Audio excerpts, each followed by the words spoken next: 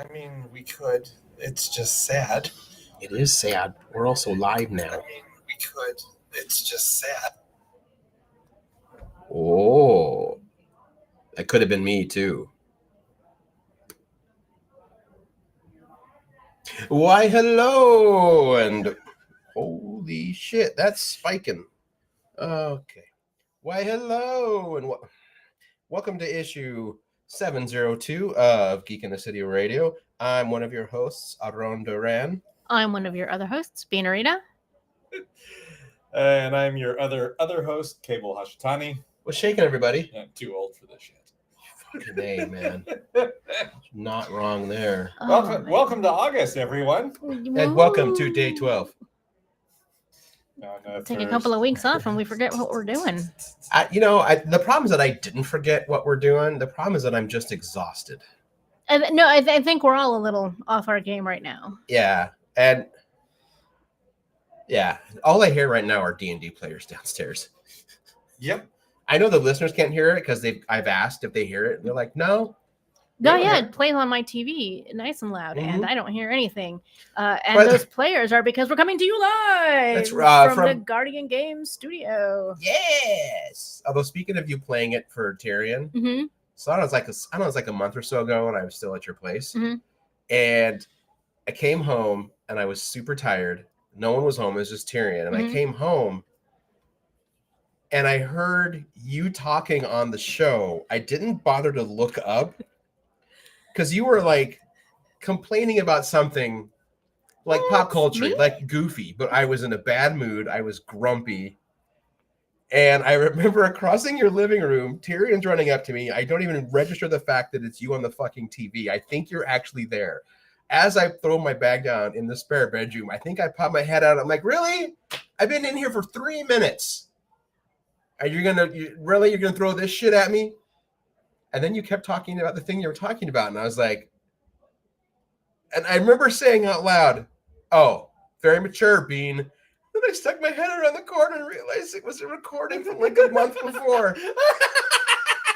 So that's where my head's been. Of all of your friends, I am probably the least likely to come at you with a bunch of pop culture. I know. Grousing about whatever. I know. I save it for the show, like a professional. This is all true. I know that. But my brain at the time had nothing left. It was just reptile brain. That was it. I was so tired that I was just like, yeah, I'll eat that leftover tofu in the fridge and then go to bed. I don't even remember what it was, but I was gone. Hello, everyone. It's probably crispy tofu with vegetables. Not like, I don't think he means like just like raw tofu out of the package. I'm right? not going to judge if that's what you want. I'm going to judge. Speaking don't of eat like raw the tofu heart out wants of the what the package. heart wants. That's super weird. You know what never wants? Just plain tofu out of the fridge. But speaking of crispy stuff, so you both probably know about Ota tofu. Yeah. What I didn't know, I mean, I knew you could buy tofu there, obviously, and stuff. I like when people are like, bring your own cases, because like they don't have cases. They sell you a case, but they assume you brought a fucking case to load it up with. What I didn't know is you can buy like little slivers of sliced fried tofu that they just make there. You can just buy a handful of it and put it in a bag. And apparently I read about it. Apparently they started doing that for themselves just for fun because they wanted snacks. And then people found out and would come over for like crispy tofu. And then they're like, well, maybe we should charge for this. So. I've actually never been to Ota, and I should, because I buy a lot of tofu and I should be getting it straight from the horse's mouth. It's right behind the Slammer. The Slammer Tavern. The tofu horse mouth. Oldest tofu manufacturer in the country. Yeah. I did read about how they sold the business, so it's not the same family anymore, but they were very selective about who they chose to take up that mantle. Yeah. That was a nice story. Hey, Martin Vavra is live on our chat right now. Mainly because he has a big announcement that I can talk about. The announcement goes out live tomorrow, but that's when most people will listen to the show. So is he announcing it? Are you announcing it? What's happening? Well, I'm going to say I want to announce it here for our live listeners, and I'll give him 5 minutes to go on the chat and either say yay or nay. You might make you wait until tomorrow. He might. But I will also take silence as a yes. Your silence is consent. That's- What are we going to do during those 5 minutes? Aha, he just said, you do it. All right. So I think I talked about this a few months ago about how one of my shorts was going to get turned into a short film. Mhm. One of my horror shorts. Well, that is now officially happening. So it's the horror short that I wrote called The Way of Things. Mhm. A couple of years ago during my 13 days of Halloween. It's the creepy one about like the decomposing mushroom monster that a family has long ties with and stuff. So that's the short that we will be doing, and he is going to start crowdsourcing it officially tomorrow. Cool. Like it has like a real budget and all that stuff. And since the strike is going on, this falls under all things independent. Mm-hmm. Like it's my story. Martin wrote the script. I gave him feedback on it, stuff like that. He's directing it. I think he told me one of the actors. I'm really excited about the monster, but I don't know if I can say who's doing that officially yet. But you'll see more from me, like pushing it to. We are going to crowdsource it. There's a crowdsourcing company. I feel awful for this. I forgot its name, but they specialize in short films. Huh. Oh, don't you dare, Microsoft. Sorry, I got a quick DOS black screen that popped up. Okay. So the service is called Seed and Spark. They primarily do crowdsource funding for short films, independent films. Okay. Here's the cool thing. So the story has that really bitchin' monster. In fact, our friend Tara drew it when I put it into a book. She drew the monster, and that helped the inspiration for the person who made the suit/puppet. So that's already been made. I think most of it has already been made. Yeah. Wow. Was that also done through a third-party company or like an independent artist that you guys know? They are technically independent. It was done by this little puppeteer you might know named Brian Froud. Name sounds familiar. I'm sorry, what? Yeah. No, wait. You mean no, Toby? Toby, not Brian. Brian's his dad.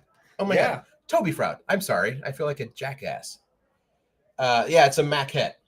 So it's a maquette right now. If they make enough money, they're going to adapt it into like a suit, like a Skeksis style suit. But Toby Froud has already made the maquette for the monster. Like Martin hit me with that like a year ago. He's like, I think I can get Toby Froud on board with this. This is his jam. And then a few months later, he sent me pictures and he said, like, don't share this, but look.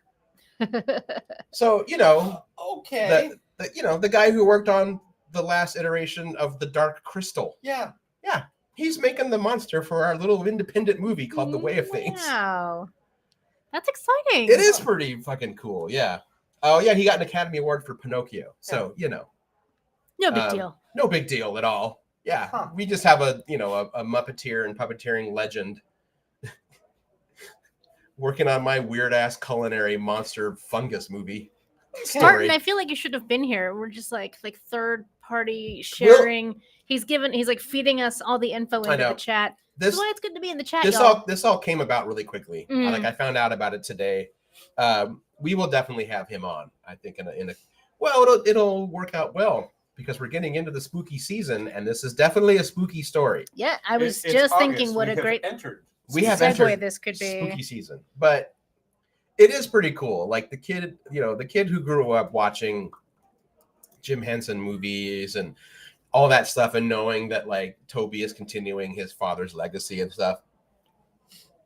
It's pretty cool. We are 91 days away. That's right. Martin says I can share what I sent on Signal. Yeah, but I can't bring up Signal right now. We just need to have him on in a couple weeks. Yes. Yep, that'll be fine. Get it on your calendar, Martin. Yeah. All right. So spooky season. Yeah, spooky season. Well, let's talk about spooky season summer stuff first. Yeah. Yeah, I went to spooky season summer stuff. Say that 5 times fast. Spooky season summer stuff. Spooky season summer stuff. I'm not gonna keep. Oh man, Martin, if I could, I would love to put this in the chat, but I don't know how to do that. I might be able to screen share it if you send it to me. Yeah. Well, We'll figure something out here. Oh my God, so much going on. You know what? How about we do that at the break? Yeah, that's a good idea. Let's do it at the break. So yeah, and it's funny. The main reason I picked up my phone is because I was going to go over my notes. Even though I told Martin, like, I can't check Signal right now. Just leave me alone, everybody. Professionals. It's been a lot. Everything's been a lot. It has. It really has. It really has. So yes, on just last Sunday, I went to Ghosts of Summer PDX. Woo! We went there last year. Mm-hmm. Cable, you were with us, weren't you? Yeah. All three of us went together. Oh, that's right. I introduced you to the Hob spicy soy sauce. Yes. Yes. That was where we met Witch Hunt Oh, Theater. I didn't get to do right. their event at Ghosts of Summer this year, which I was kind of bummed out about. I know the one from last year was so fun. Yeah, it was a lot. This was a lot of fun. So it has doubled in size. So for those of you who were at it last year and we talked about it, it's still just kind of like one part of the convention center. Mm-hmm. But if you both recall, they had that big curtain up to create the darker kind of like haunt side. Mm-hmm. So that's not there anymore. That's entirely another part of the hall. So basically twice as many merchants. Twice as many merchants, yeah. And a lot of cool interactive stuff. They had a pottery wheel that you could just go and make spooky pottery. And they're like, don't be afraid, try it. Whee. Or I could just not be a monster and actually use my own pottery wheel. There you go. But there were a lot of great, really good vendors, a lot of variety in the vending. In fact, I would say the thing that got repeated the most, and I use this word loosely, are candle makers. Sure. Like there were like 6 different vendors that made candles, but they all had like a different style. Like one was very whimsical and they made like, pumpkin spice candles. And then one was like named after like gods of death. One was clearly witchy bent. One was more like named after different horror movies, like fresh cut Haddonfield grass after the murder. Like it was a lot of stuff like that. Fresh cut Haddonfield grasses. That's good. It's good. That's a good so I bought a lot of candles. I bought a non-drip candle from the Grief Witch that is now on my deer skeleton candle holder that has like stones growing out of it, and I love it very much. Ran into 2 women who run the Pacific Northwest's Haunt and Homicides podcast. Okay. It's a pretty fun podcast. They had a great little bit going where if you spun the wheel, whatever color you got, that's the color of envelope they handed you. And then the envelope, it said, think really hard about a question. And it had a mini tarot card in it about, what it meant. They were pretty cool. I'm going to listen to their show more, but we might want to have them on in the spooky season, kind of cross promote or whatnot. Sure. Yeah. It's pretty fun. I ran into Stapled Fanzine. So Jack does all the horror stuff in town. Jack Maraglia. Jack Maraglia. He says hi, by the way. I feel like we should have him on sometime too. I love Jack. He's such a man. Talk about like a true believer horror, man. That guy. He's. Go ahead. There have been 3 guys in the past 20 years that I have known that are all horror related that I just truly appreciate the love that they have for it, because that's what's got them through it. Yeah. And that is Jack, Andrew, and Dave. Yeah. Yeah, absolutely. Jack put on, I don't think they ever did a second year, but he put on the Halloween Makers Festival in the Doubletree, like well over a decade ago. Yep. I remember because that is where the Brujeria Ash Can debuted. The black and white first 4 pages debuted there. Yeah. So it was cool to catch up with him. Like I had no idea that Portland used to have its own Scream Queen, Lady Tarantula. Oh yeah. Yeah. And I think if I remember correctly, we could have him on for this, but I do believe he is working on getting a day in October named for her in Portland. That'd be great. Yeah, that'd be super cool. Ran into the folks at the Peculiararium. I don't know, Bean, have you been there yet? I have not. I am aware of it, but I just keep not getting down there. I forget. We should find a way for all of us to do kind of like that. And we can hit the new Skeleton Key, which is in Southwest now, which is also like tripled in size. It's also a museum now. Okay. Oh, that's exciting. Yeah, I did watch some of the. I didn't take enough pictures of it because I always feel bad taking photos during drag performances because I just want to watch it. And I'm also terrified that like I'm gonna forget that I turned left flash on and I'm gonna blast them in the eyes. So they had some like horror drag performances that were a lot of fun. In the kind of spooky area, they had different haunts, like mini haunts that were set up, like escape rooms. Like Underhill actually had a pretty impressive setup to kind of show off what they're doing. It's been enough years that tracks. Yeah, that's how I felt too. The Scare Park at Oaks Park had a nice little display going on, stuff like that. Scaregrounds. I feel like we're gonna have a decent haunt season this year.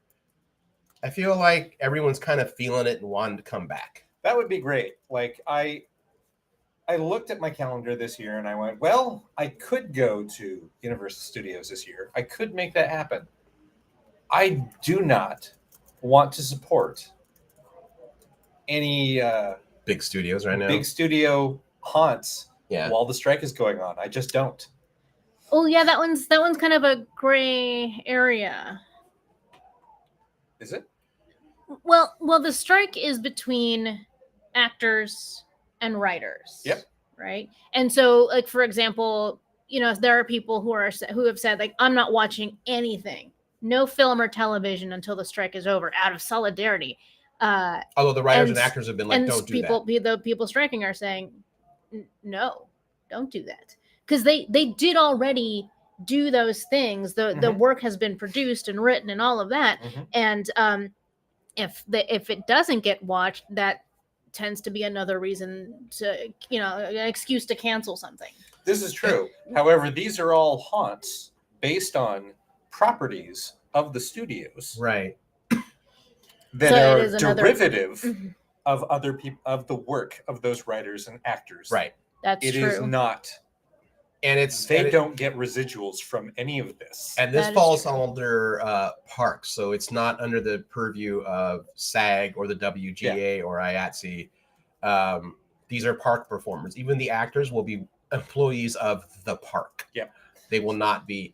I'm sure back in the day it might have been a few like up and coming actors that are in SAG of like, this is just something to do, and I'm going to be on the Universal lot. You never know. Or they could be a SAG actor who just like, I fucking love Halloween. I want to scare people for a month. Doesn't interfere with any gigs. But that's why, largely because the like Universal and Disney would be the two that I would want to go to. Like I like not Knott's. I would definitely go to Knott's. Yeah. Knott's is not affiliated with the studio. Correct. So Knott's would be safe. 17th Door. I think 13th Door? No, that's Raymond's old one. Oh, what's 17th? Well, it used to be here. The 17th is a haunt down in LA. Oh. Like I have a whole shit ton of haunts in LA bookmarked. I would love to do the Queen Mary. Yes. Yeah, that's on there. The Griffith Park hayride. Like all I still want to do a week in LA where I do nothing but haunts in LA. I also want to spend a week in what is it? What state has Kansas City? Missouri. Not because my brain went Kansas City, Kansas. No, that's not fucking right, Aaron. That's what my brain always says. But there is a Kansas City, Kansas. There's a Kansas City, Kansas, and there's a Kansas City. But I had to go. I won't tell you the path that my brain went to get there. Sure. But I would love to go spend a week in Missouri to experience all of the Beast. Oh, okay. Yeah, because they essentially build a theme park of horrors. Like it's massive. I remember someone was opening one near them, and I remember Dave went like, "Man, good luck. You're only an hour away from the Beast." And in Portland, you could say like it's an hour away and you'll attract people, but he's like, "But this is still kind of the Midwest, where anything under 3 hours is just a quick drive away because everything is so distant and flat." Right. Yeah, I think it's called the Beast is huge. Yeah. I Hello, feel Beast. like hello, asshole. There was a horror movie I watched that I can't remember the title of it, but it was a serial killer following a bunch of teens into a theme park. Yeah, and I feel like it was shot on location at the Beast because it was a full-time all year round haunt, like horror theme park. Because I think the Beast is always open, but it ramps up during Halloween. I just remember Tony Todd was in it mostly as a voice and then had one scene. Right. There's been a few documentaries about it. Anyway, that's all to say. I think Portland area is going to have an interesting haunt season. I think it'll be good. It'll be nice to see. I am always willing to give the Portland haunts the opportunity to impress me. Yeah. I forgot his name. There was a guy there who does a giant home haunt, but he lives just outside of Tacoma. Seemed like a really nice guy, super passionate about haunting. He doesn't charge anyone to go through his incredibly always growing home haunt. All he does, but it's a food drive. Sure. But his big thing is that he goes around to like stores or asks people to bring him big chunks of styrofoam. Instead of throwing it away, he remolds, cuts, and burns it into structures for his haunt, for facades and stuff. Oh, that's a great. But everything in his hand styrofoam. Is handmade. He had like a gator there that kind of lunged at the gate, and it was a combination of like latex and paper mache and like foam core, and in the right kind of lighting and some fog, totally works. This bright daylight, you'd be like, yeah, that's a gator made out of paper mache and foam. But turn the lights off, add some scary sounds. You hit some fog in it. Grown men will run screaming. That's right. Total side note, real quick. I found out I kind of love the aroma of that fake fog. Yeah. Yep. I don't. I kind of like it. I don't know why. Maybe it's because it makes me think of scaring people. I don't love it. It's hard on my lungs. But it does activate a portion of my brain. For Just sure. like anytime I hear the Carnival of Souls music, I am right back in the museum. Carnival of Souls music. Yeah. Oh, the da, da, da, da, da, oh, right. da, da, da, Yeah. da, da.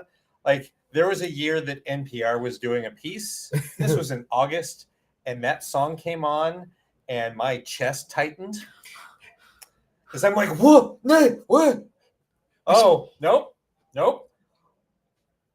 It's not haunt season yet. I've still got 2 months, but also, Oh, cool. So that's what it feels like on 4th of July, and the days preceding and after. Yeah, I already know that now. Yeah, and I think with cable that might be a slightly more enjoyable feeling than Didn't sound very enjoyable. A little bit. It's still it is still one of those things that links to that's a lot of sensory overload that I would just have to mentally. But you don't equate it to being potentially blown up. Well, here's the thing: that's not the thought that's going through your head when you start stressing out. It's just the stressing out. Yeah. Disembodied anxiety. It is the closest thing that I get to an anxiety attack. Yes. Yeah. I feel like this is also the first. Norm kind of touched on this. I feel like this is maybe the first year where even people that were being very careful for the years before, like I can relax a little bit and I can have a little bit of fun. Yes. Which they're gonna need because as of today, I know it's coming. Election year has started. Oh, I thought you were going to mention they found they've discovered a more resistant avian flu that can transfer to humans. Oh, for fuck's sake! No, Oopsie-daisy. I haven't heard about that. There was already another disease that jumped from bats to humans 6 months ago. So bat? It's just kind of always the thing now. I know. So anyway, Ghost of Summer was a lot of fun. There was even a vendor that was selling they called them weird cookies. I think it's because of the flavors. I had one. It was like a slightly like orange peel, lavender, cardamom, sugar cookie, and I'm like, there's nothing weird about that. That's a delicious combination. But the peculiarism we're selling cookies made out of like grasshopper flour. Yeah, that's from an actual company. That sounds like the peculiarity. That seems pretty innocuous. I will say that I really enjoyed Ghost of Summer last year. I am sorry that I was unable to attend this year we were doing another thing. I dumbly bought tickets before I realized that our thing was going to be kind of all encompassing. Oh, right. You guys were. I'm telling you, man. I know what you're doing because I had to set it up the few days before and that morning. You were judging for Your Honey or Your Life. Yeah. Which Geek City Radio is a proud sponsor of. That's right. I forgot. That's something else we were doing. Yep. The award ceremony is this coming Saturday. Don't ask where. We still don't know yet. Ooh. Because a certain place that was really excited to do it never wrote us back. After 5 months of trying. You were saying, you'll find another place. I think Lee has found a brewery we're gonna do it at. Okay. But not to but it was a big success. We can talk about it more. So I remember when we first started this, Lee and I were like, if we can get at least 50 attendees, 50 people, 50 submissions, that's a win for a first year homebrew competition. We got 62. Yeah. Yeah, it was a really good turnout. Yeah. And I don't want to 100% say it's a go, but TPK Brewing seemed like they were on board for hosting the award ceremony for next year. Oh, that seems like a match made in heaven, right? Yeah. I know that what Denise and I did was we were judges that morning. Neither one of us are qualified judges. No. As for not even experienced. No. I mean, other than we're experienced drinkers. But yes. But they would have guided you through. That. No, they absolutely provided us with Lee and her team of people that day. Gave us the guidelines. The now I'm not going to remember what the thing is called, but there is an organization that's all about BJCP. That guy. They have all these guidelines for how to judge. There is a standard. There are industry standards, even for the subcategories, right? So we had very clear outlines of what you're critiquing on, right? But also we were both seated at tables of other highly experienced, if not all certified, judges. I lucked out. I looked at the list. About at least a third were what they call zero level judges, like you two. Yeah, but there were some. There were a couple high end ones. So I think we actually had a cicerone. Yeah, my table, I was sat with Jeremy of Jen and Jeremy, who we've interviewed before. Jeremy Lander. Yeah. Of McPolander. Yes. McPolander, yeah. And so he was one of my table mates, and the other was a man named Scott. Scott is the one that certifies people to be judges. So it's like, oh, I'm fine. You had it all. Yeah. And so like I'd be able to go, well, I don't know anything about mead, but I think this is great. And they're like, oh yes, this is perfect. It's got this, this. I'm like, fantastic. Or, oh, I don't know anything about mead, but this is hot garbage. Yes, it is 100% hot garbage. Yeah, well, like Denise, you had told me a few times you didn't know what to say, but you would try something and you're like, there's this thing here that doesn't taste right. It tastes kind of like this. And they were like, good catch. This is the actual term for it. And you're completely correct. Yep. Oh gosh. I think half the tasting when you become a judge is knowing what you're. Terms. I feel like, yeah, most people when they try it, they know what's wrong with it or what's good about it, but most people just don't have the terms to articulate what it is. Yeah. Right. Yeah, it was really interesting to critique a beverage with these specific parameters. And then later that night we had our Ravenloft game, and not only did we sample the mead that I made, but Greg and Ida had brought these canned like commercial mead cocktails. So they were sparkling mead, which is a thing. And so I'm like, yeah, this one has XYZ. Look at you now, like. And I started thinking about it. I'm like, do I want to be a judge? It's fun, and you get to drink for free. I realized that I do love drinking for free. That's great. I do have a question. What category was your mead in? My mead would have been in the spiced. Okay. What is it? Not fruit and spiced. No, there's Methaglin. traditional spiced fruits. I judged the You fruit judged category, fruit. and then also experimental. I thought you had experimental. There Oh, was I a- had nothing but experimental. There was a lot in experimental. Yes, How there many, was. how many maple syrup meads did you At try? least 4. Which is funny because that actually is a different mead style. It shouldn't have. So here's the little trick about entering any kind of homebrewing competition. Mhm. It's not so much about being good at brewing; it's being good at knowing what category to put your submission in. Right, which I equated to people who compete in physical things like boxing or, and Mhm. more to my knowledge, weightlifting. When you competitive weightlift, you're in a weight class category, and so just like a boxer, they will like basically starve themselves Or and go on a wrestlers hard cut weight. diet to cut weight.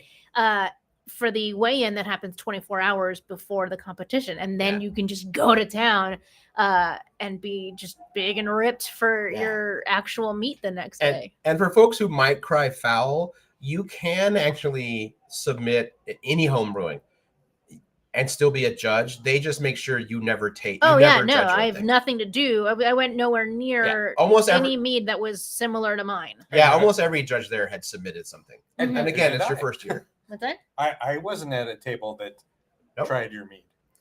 That's why I was asking. However, it's like, I think did of try this your one. mead, and it's actually very good. Yay! I'm so glad. It's actually, I'm not 100% happy with it, and even before I was done making it, I knew what I ought to or would like to have done differently, and so I'm actually, at some point, I'm going to make it again, but I'm going to do it different. Welcome to the homebrew world. As he's in the chat, as Ryan can also attest, you're never fully happy with what you make. Ever, I mean, ever. With brewery, with pottery, with cosplay. Yeah. As it is, I'm planning something for Rose City, and I'm already like, it's not going to come out great. It's going to be a piece of shit. Yeah. But yes, that's what Cable and I were doing most of Saturday. Yep. Yeah. And it was really fun. We got to meet some new folks and try a lot of delicious and or interesting meads. Mhm. We made friends with Gloria, who also works at Stormbreaker with Lee. Mm-hmm. Yes. Oh, cool. Yeah, she was super nice. Yep. She had very kind things to say about both of us and our judging. Oh, that's cool. Yeah, she's like, I know that you guys aren't judges, but you did a really good job. It's like you held your own. You did this. It's like, and sweet. I'm a monster. I'm going to say hello to one of the judges that I was at a table with, except for I don't remember her name because my brain is bad. I remember the other judge's name because her name is Corey, and I used to work with a Corey, and that's an uncommon name. Yeah. And then the other person who sat on my left, she said she's going to start listening. Hi, I'm sorry, I can't remember your name. So, not Corey, who sat next to Denise. yes. As you listen to this show no more, you'll realize that out of the three of us, she has the worst memory. Mm-hmm, mm-hmm. Yeah. Which is just fascinating. literal Which is sieve. saying a Just lot. literal sieve. Because mine has not been great of late either. And I'm medicated now. That's the sad part. You? Oh, shit. But not ironically, obviously. You know what I keep forgetting to do is pick up my ADHD medicine. Even though they, like, every day they text me, like, you have 5 more days to pick up your prescription. You have 4 more days to. Well, you have somewhere you have to be all day. That's that's the true. first They barrier. won't mail it to you? It's a controlled substance, Cable. Yeah, this it's a one they won't dangerous mail. drug that you can't have just willy-nilly. That's right. Yeah, they can't put Adderall in the mail. Okay. Okay. Yeah. Anyway. I composed myself. It's Yeah. fine. Yes. Ryan says get it before they run out. Yep. I mean, I that feel happens. like this is a good place to take a break. This maybe. is a good place to And take we a can break. come for back sure. and talk about some pop culture things. that we- Yeah, and I can things we throw that watched. picture up in the chat somehow. Yeah. No idea how still, but I know how. I'll show you how.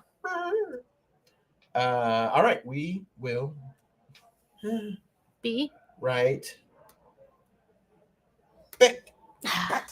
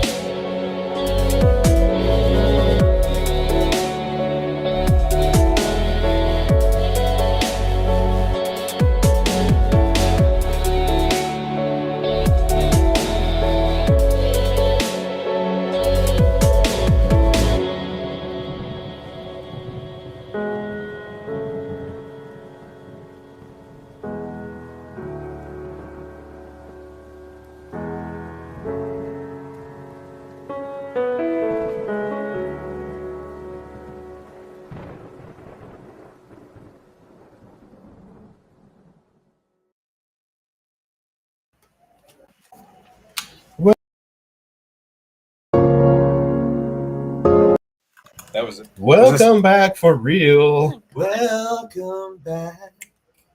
Welcome Your back. dreams were your ticket out. Welcome back. That's all I remember.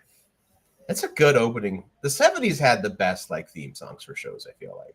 Up into the early 80s. Yeah. Yeah. I'm These gonna have some good ones. answer Bex's question have real some good quick. ones, In that, no, I have not watched the Twisted Metal series. However, it is on Americanized docket because it's a TV series based on a PlayStation game where you just drive around in crazy cars and blow shit up. Yeah, Yes, of course I'm gonna watch Is it. it the free version of Peacock? The first episode is free. If you want the rest of it, you have to subscribe. Some, depending on your cable service, you may get to sign up for a free of charge Peacock account for a couple of years. So look into that. I'm not gonna say shit about shit. Yeah. What's going on with Lizzo? What is going on with Lizzo? I don't know. Oh no, Norm, you can't drop these things. It's like when my sister texts me at midnight and says, "Brother, text me now." And it's always about some bullshit movie thing. It's like, so I was watching this thing. It's like, oh my God, I thought someone died. What is going on with Lizzo, Norm? I'll read it. Lizzo sued by 3 former tour dancers for sexual harassment and alleged fat shaming. That sounds like bullshit. I don't know. Okay. Okay, are you ready for me to screen share this? Sure.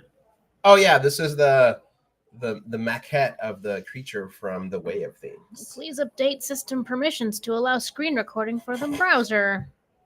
I don't know how to do that. This is a Mac. Everything is awful. Well, I don't think it's Restream's fault for whatever that's worth. Can you simply share it in the text chat on Twitch?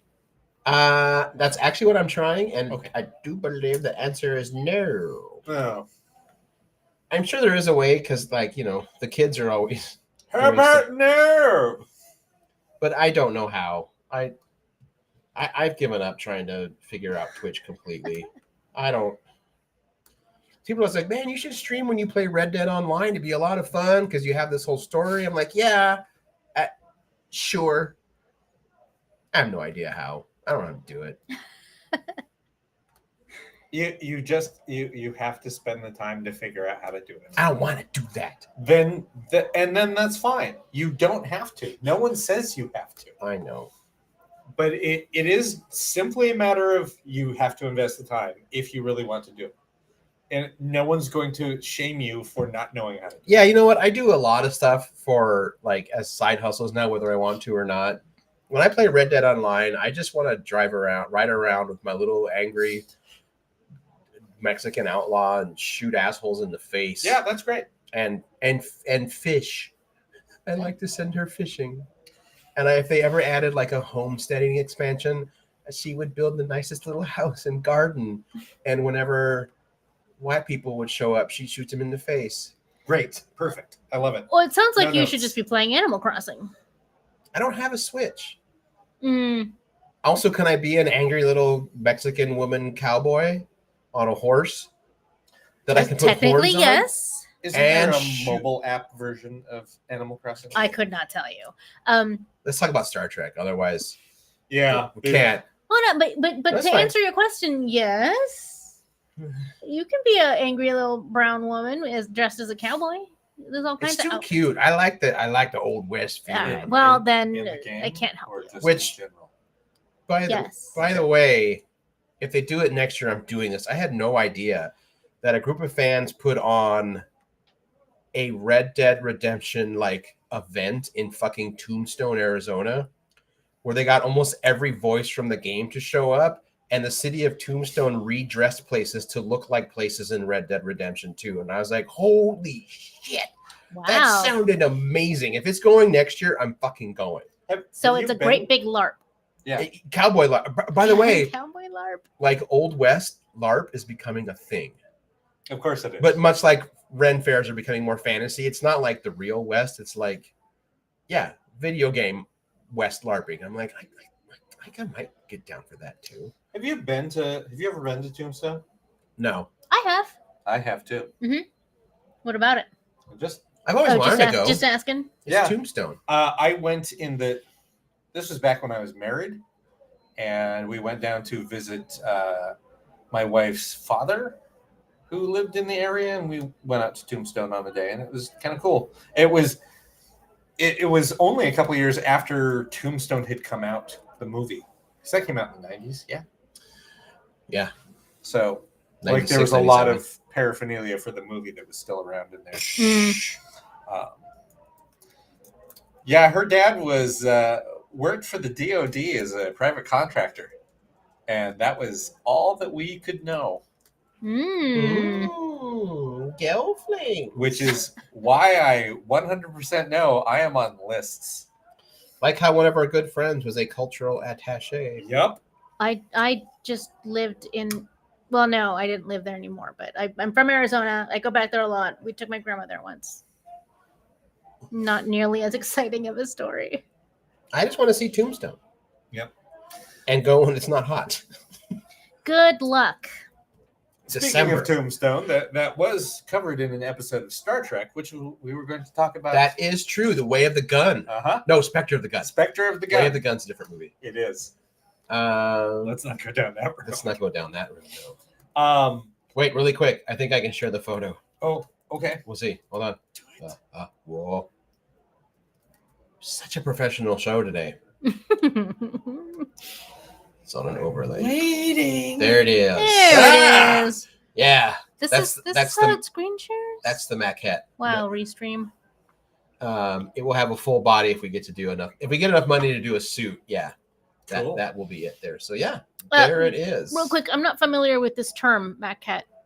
I have an idea of what it means exactly, generally, but it's not like a full-on puppet. Mm-hmm. It's more like I'm saying it as if I know what the term is also. You've already told me something I didn't know. Like a stick. Okay. I was imagining that it meant like a miniature or something. Right. But okay, a maquette is like a puppet. A scale model or rough draft of an unfinished sculpture. Anyway, that's really fucking cool looking. It is. Yes, it is. Designed very by cool. Toby Froud. Very, very cool. Yeah.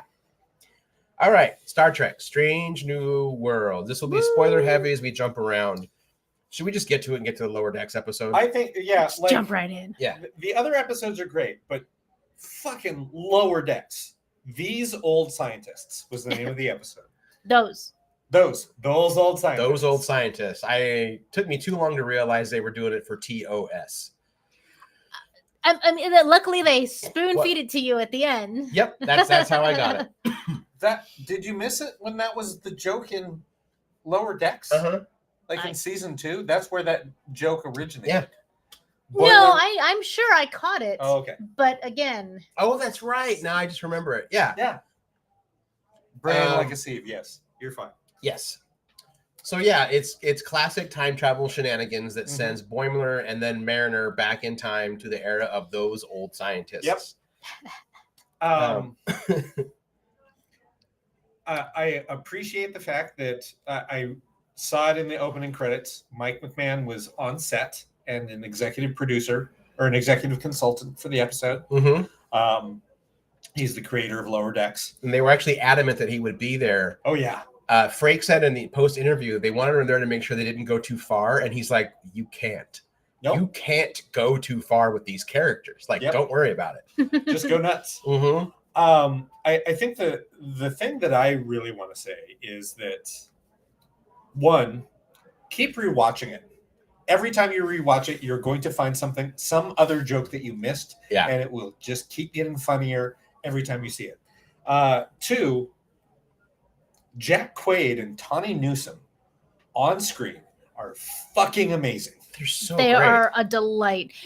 Jack Quaid in particular was really, really good at performing as though he were an actual cartoon character brought when he to walks life. away down the the the hall in one of them. When he's like rewiring stuff under the desk on the bridge, and they're all supposed to look away, and he's literally caught up in the wires and partially suspended like a cartoon character. And every time he screamed, every Boimler scream and run was just the Riker was an ad lib. Yes, it was. Yeah, there was the things he was gonna say, like, you know, he was gonna call like Riker. He was gonna call. He's like, I'm just gonna go Riker, not in the script. Being like, if they don't like it, he's like, also, I'm right in front of Frakes. Yeah, there's no better time for me to do this. One thing I didn't know, it was in the ready room afterwards. I didn't realize that Will Wheaton began to sit that way because he thought Jonathan Frakes was so cool that he wanted Wesley to start imitating how Riker sat down. And I've never realized that until I was like, oh shit, now I got to watch every time Wesley sits down. Yep. There have been a couple things that I've found out about Will Wheaton recently that I'm like, oh, okay. Like, all of his Trek money was taken by his parents. Yes. And Happens. the only reason that he's survived as an adult is residuals. Yep. Yeah. That's right. Hot Spock was codified. Oh my God. Mariner's like, I knew stories, but I didn't know. I didn't need anyone to verify that for me, right. But all iterations of Spock are valid. Are hot Spocks. I appreciate that it got to do the whole, what? No, I didn't do that. Shut up. At least once on screen. That is a classic Mariner move. Everything about her performance was, oh yeah, you're 100% right. Mike McMahon is just writing Beckett Mariner after Tawny Newsome in real life. Right. Which got her a gig writing for Starfleet Academy. Yes, it did. Right. Yeah. Yeah. Hired directly by Alex Kurtzman. Kurtzman or Akiva? Kurtzman. Kurtzman went, hi. Saw raw footage and said, I'm sorry. Yeah, send me everything. Send me all of your writing samples. I want you to do this. Mm-hmm. And Starfleet Academy, for folks that don't know, is the show that's going to spin off of Discovery. Yes. So it's going to be set in the future with some of the cast of Discovery. And including Tilly, right? That's I would assume so. And also makes me think it'll be a slightly less heavy show than Discovery since they want her. That's right. Why do they talking so slowly? It's like they're so quiet and they talk so slow. That's not cartoon characters. And that's taken from a criticism of people who criticize Lower Decks for talking too fast. Yeah. People complain. There's a few listeners who are like, they did the joke that like they made a joke into one of my biggest complaints about Lower Decks is they all talk so fast. Yep. Yeah, everything about that episode was great. Every interaction that they had with the rest of the crew. Mm-hmm. The whole like, look, not all Orions are pirates, even though they kind of were, but they always wanted to be scientists, kind of thing. I watched the episode twice and still cannot really get a beat for whether or not I think they legitimately were trying to like do a science, or if basically history just got rewritten based off of history was, you know what I mean? Yeah. The history that is on paper is based off of what Pike said. Like, look, predetermined temporal paradox. Not that. No. Just Okay. the classic. Like, history is what you say it is. Right. And if Pike says they were scientists and they found it and it's theirs, then that's what gets recorded and that's what people in the future will believe to be correct because that's what we put down on paper. So if you are from a society that is predominantly criminal, even science and scientists born from that society, it's like, no, we want to set ourselves apart. We want to figure out, we want to ask the questions and get answers and find things out about the universe. So we're just going to take this thing and take it back to our lab. So it's not stealing. Right. We're doing this for science. Scientific commandeering. You're still taking it. Mm-hmm. That's so they're science pirates. pirate scientists. Just like all the British that took everything out of the Egyptian tombs. That's how Orion scientists. That's the whole thing. That's that whole joke. How come there aren't any Egyptian pyramids in England? It's because they couldn't fit them on the boats. Yep. So there is legitimate. I think they were actual scientists. There was one line in particular that definitely led me to feel that was it. But especially at the end when they're like, all we've ever wanted to do was explore, but we're not allowed to, kind of thing. Literally the line is just, that's all I have ever wanted. Yeah, that's right. And that's why I'm like, I guess it's unambiguous for him, but I still don't. I'm like, but is he actually a scientist? Well, and I think so. And Trek's touched that in a little way with other species before, like when you get the Klingon that only wanted to be, well, in Enterprise, there's the Klingon who just wanted to be a scientist, but finding ways to extend Klingon life, there's no honor in that, so they wouldn't let him learn that stuff. The Klingon that, well, I mean, even take like Worf's son Alexander. He's never wanted to be a warrior. That's how I always like it when they started moving more into like diplomacy. Like, he gets that from his mom. He gets that from Kalar. Yep. She doesn't believe in the whole bullshit Klingon stuff.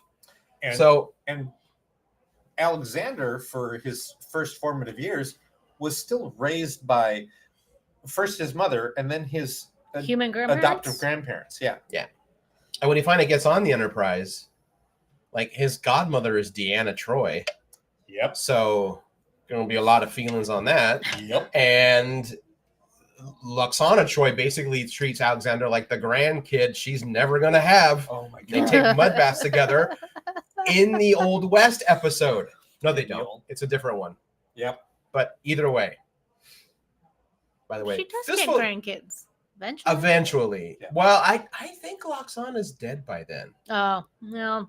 They've kind of treated when Majel Barrett passed away when Lwaxana passed away. Side note, I don't care if people say Fistful of Datas is a fun fucking episode. Yeah, it is. It's so much fun. I love it when Trek does the Old West. Well, except with the Mark Twain one. That's not good. Yes, Norm. Rebecca Romaine, Una, is so stern and deadpan in this episode. So everything is just like so ridiculous around her, but she is, and it makes it funnier. Yeah. Yep. You have a poster of me in your over your bed? Is it like a pin-up poster? Well, it's a poster that is pinned up. Are we saying the same thing? I love that she finds out led with that she's a recruitment poster. Oh, yes. God. I come with because I flashed right back to the episode where she's on trial. And I went, oh, damn it. Yep. That's the other thing, by the way. Like, it's not just, oh, we had a funny episode of Strange New Worlds where like we brought in the cartoon characters and it was all slapsticky. No, they still managed to have like a serious plot that affects canon. Yes. Yeah. And they had some like really big emotional moments that are specific to character driving elements. Yeah. Like Pike had said, it's like it was nice to have someone react to me in such a way that I don't feel like my future is that bleak. Right. Yeah, they know what happens to him, but they also know all the good that he does. Yeah. Especially since just 2 episodes prior, La'an has her temporal experience and she's fucking devastated by that experience. Doesn't she also tell them, like, do not get connected? Yes, do not make a connection. I'm telling you from personal experience. Don't make attachments. It's like, I don't remember that in the... Yeah. And she straight up says, I'm telling you from personal experience. Yeah, right. Think about Pike. I do wonder, because I'm not saying they've thrown canon out the window, which they haven't. They're taking the approach that Nimoy mentioned, I think, right before Into Darkness came out, like a year or so before he passed away. He talks about canon should never be set in stone. It should be the guide. It should be the thread that guides you through the story. Sure. Because they're doing a lot of stuff with like Kirk. That's never even been talked about in any version of Star Trek.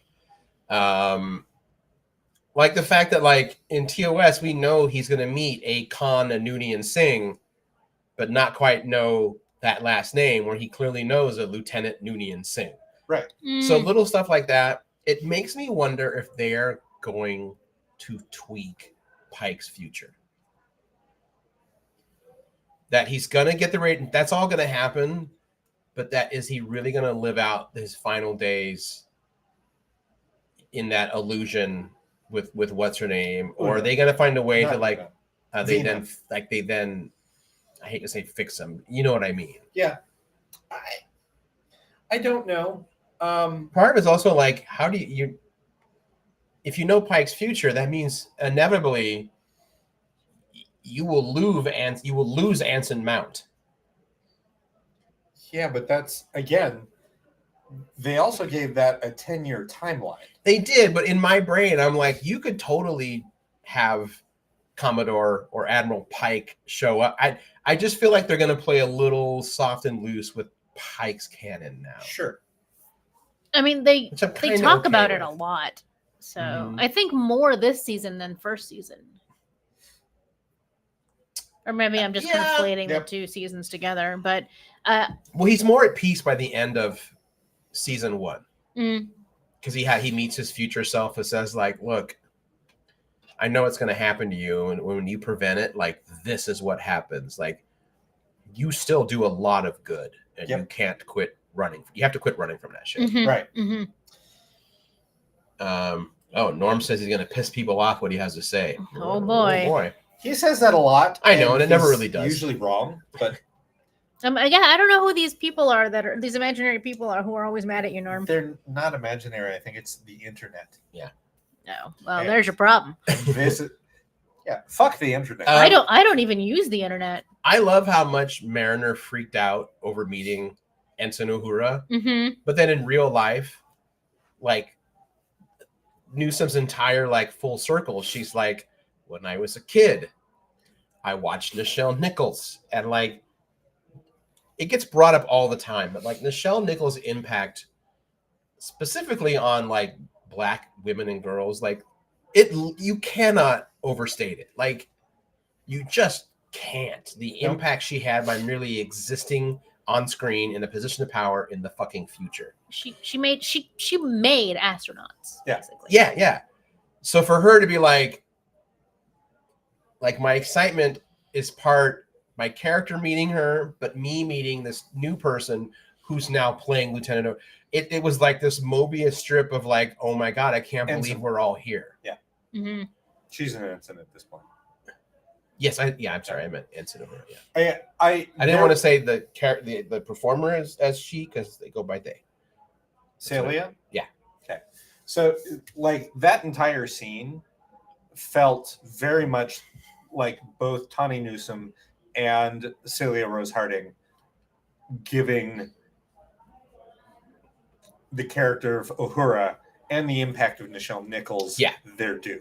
That felt like, you're right. It felt like just it was just these two performers like, look, we're gonna do it in character, but can we just gush about how much Nichelle Nichols meant? Yes. And that's how we're gonna play the scene. And that's exactly how that scene felt. It's a little sappy, but that was one of those moments where I'm like, God damn it, I wish Dana was here to see this. Oh. You know, kind of thing. Sorry, I didn't mean to bring people down on that one. But that will always flash in my head at times. I'm like, if she could have seen this, how happy she'd be. Sorry. That's fine. It's fine.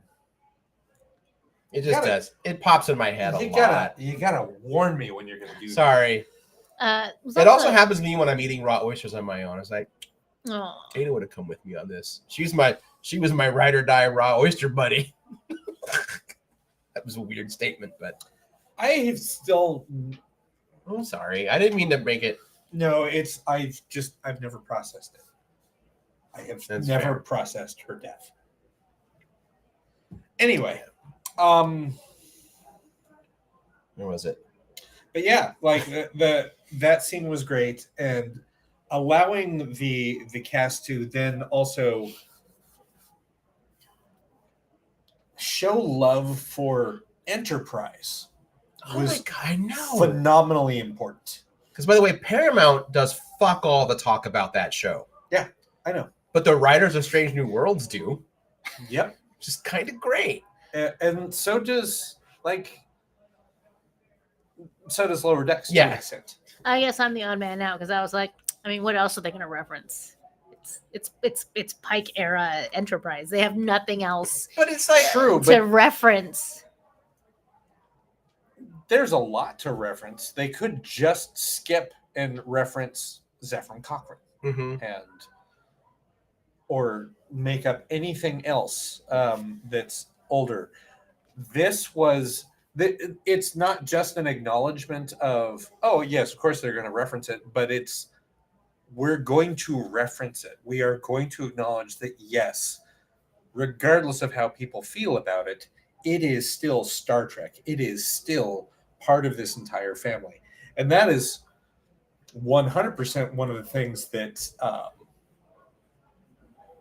the cast of TNG have been practicing as much as they can, is saying, if you're on a Star Trek show, you are a Star Trek family now. Yeah. Period. It's taken them a while to get there, but they're also at that point where it's like, no, all of these people are with us. It is our job to shepherd them and give them the tools that they need, because they're going to keep taking this on after we're gone, and we're getting to that age where we're going to be gone. Yeah. Oh, the thing Norm said, this is what'll make him angry. I want them to reboot Star Trek, continue with Strange New Worlds cast. Bex, I don't want to piss people off. And I write, there's no need to reboot it. You just finished Kirk's 5-year mission. That was exactly what I was thinking. You start at year 4. You start at year 4, and however long you want that to be. You do year 4 and 5, and then what happens between the end of the 5-year mission and the motion picture. If you really want to have fun with it, Kirk's Enterprise after Star Trek, after the motion picture, had 2 5-year missions before Wrath of Khan. That's why at the end of Wrath of Khan, that one admiral's like, Jim, the Enterprise is over 20 years old. What they mean is the refit is over 20 years old. Yeah. The ship is pushing like 60. Yep. So just continue the 5-year mission. I would watch the ongoing, the lost years of the original series with Paul Bentley, with Sailor Rose Harding, with Ethan Peck.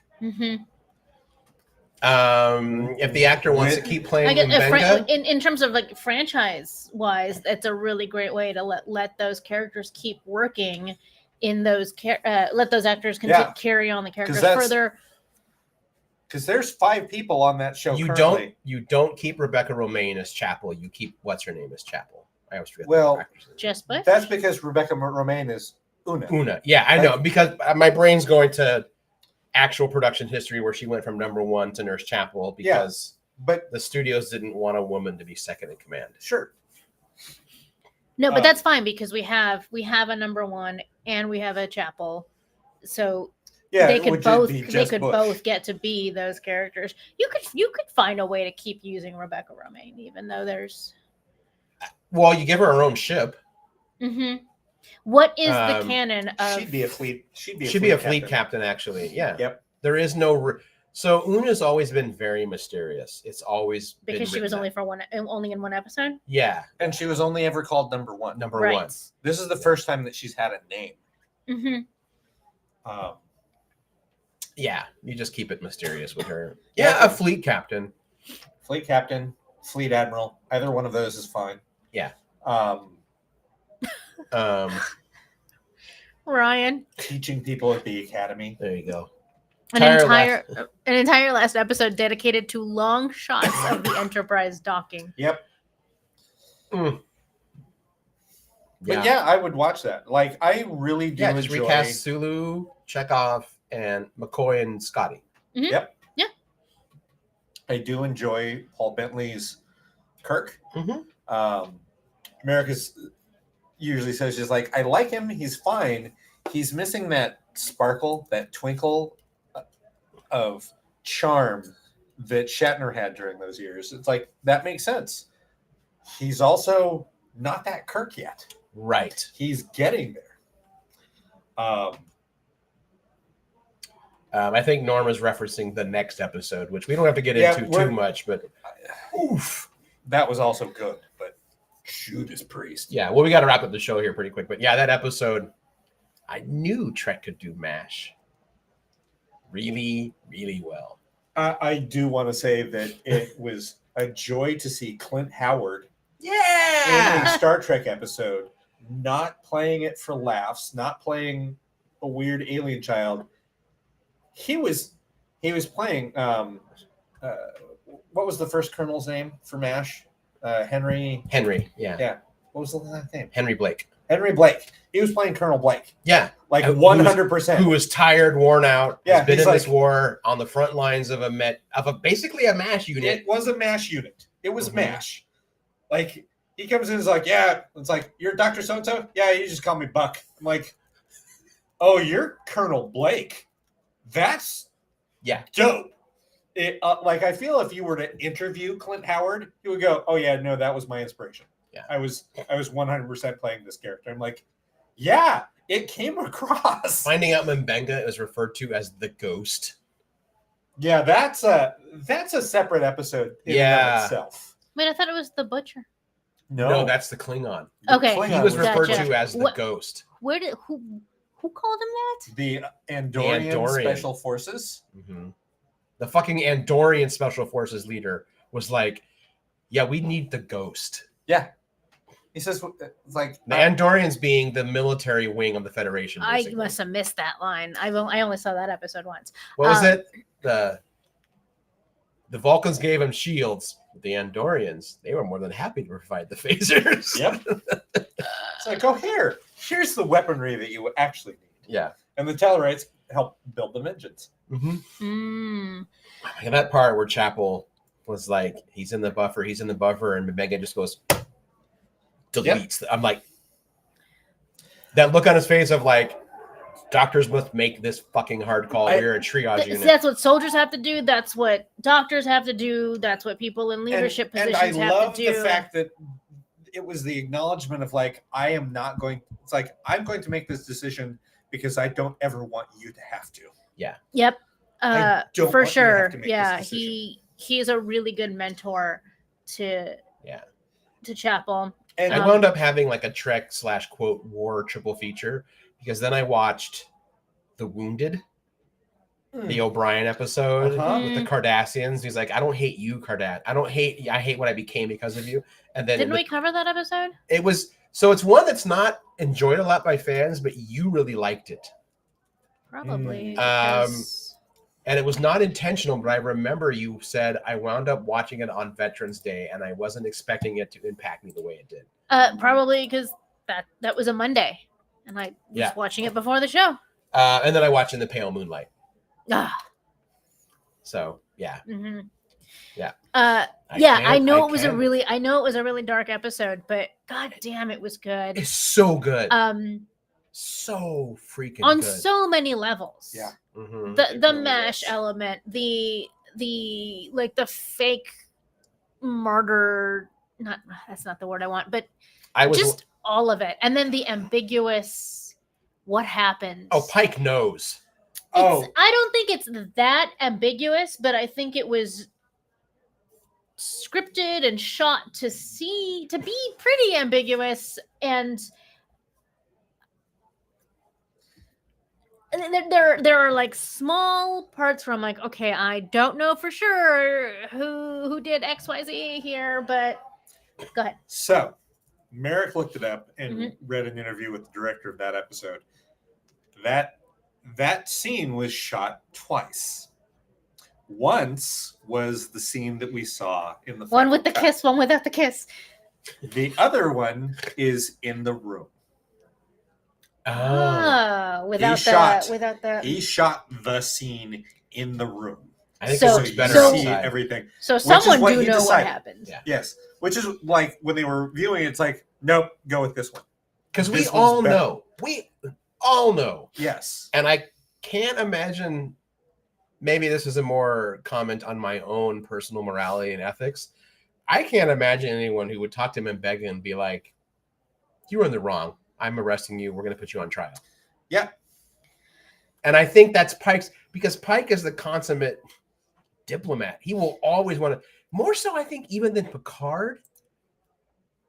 He is. Because, like, Picard will shoot a warning shot and then say, let's talk. Pike's like, let's just fucking talk.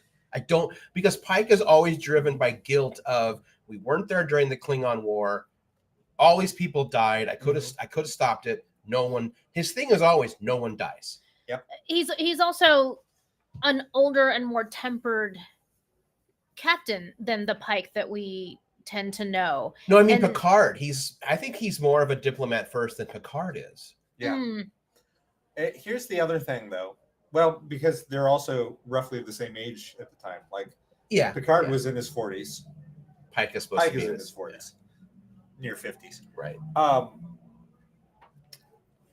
This episode clearly delineates Pike as why he has the Boy Scout reputation, because the rest of his crew does not. Mm-hmm. Decidedly so. And by the way, Melissa Navi during that dinner scene, I was really expecting her to finally defer, sit down, and be sorry, Captain. She just looked at him and went, and she walked. I was like, damn. Yeah, that was a move. Yeah. That was a fucking move. And her face was like, I don't care if I get a dressing down, I don't give a shit. I am not breaking bread with this fucker, and I'm out. I can't do it.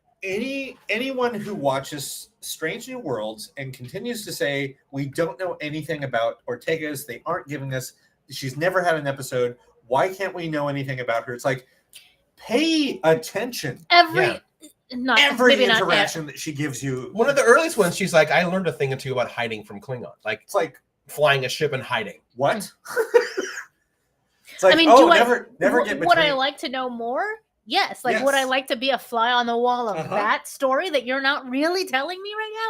Yes. Yeah. But that doesn't negate the fact that, like, there are many big fat hints being dropped about a very rich and exciting backstory. Yeah, right. They're just not. She's gotten involved with Vulcans before. Love train. Yep. They're just not spoon feeding it. And so many audiences now are like, well, they didn't explicitly say it. I was like, are you not paying attention? Yeah. She is. It's why, like, she tells you everything that you need to know, and that is, she is a pilot. Her name is Erica Ortegas, and she flies the ship. She flies the ship. The fact that she did that line delivery different 12 times. Fuck me. That is an emotional roller coaster that the character took you on. It's like, with the same line over and over. Yeah, I am curious how this will play out, the Pike Mbenga relationship, because they're doing a season 3. It got greenlit like last year.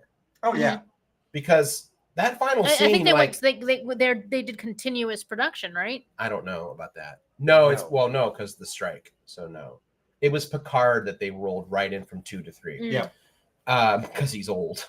But Pike's no dummy. Like, Pike knows what went down. Yep. But also knows, well, on paper, he knows I have no legal way to pursue this. His moral quandary is, even if I did, would I? Yeah. Should I? And we know that's Pike's torment with Mbenga. Sure. Mbenga said he didn't do it, and Pike believes him.